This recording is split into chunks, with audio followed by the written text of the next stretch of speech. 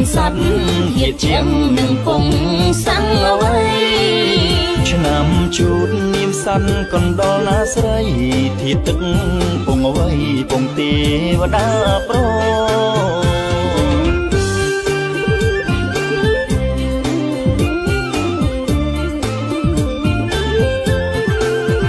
ឆ្នាំឆ្លូវត្រូវនាមនឹងសត្វគោពិតធាតដីពិសិដ្ឋគិតឆ្លើយឥតខំឆ្នាំឆ្លូវក៏ត្រូវពងទេវតាប្រុងឆ្នាំខាលដូចក្នុងនាមសត្វឈ្មោះអ្វី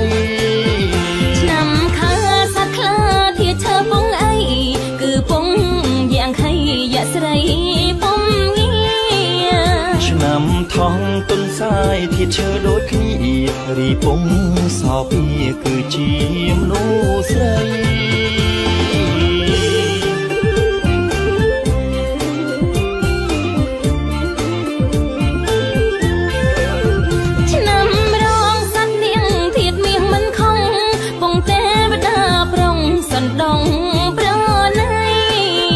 ឆ្នាំសាញ់សត្វពួងធាតភ្លើងនោះអីរីពងនឹងស្ដីថាជាមនុស្សប្រុងឆ្នាំមកមីនាមសត្វសេះមិនខំរីឯពងនោះគឺទេ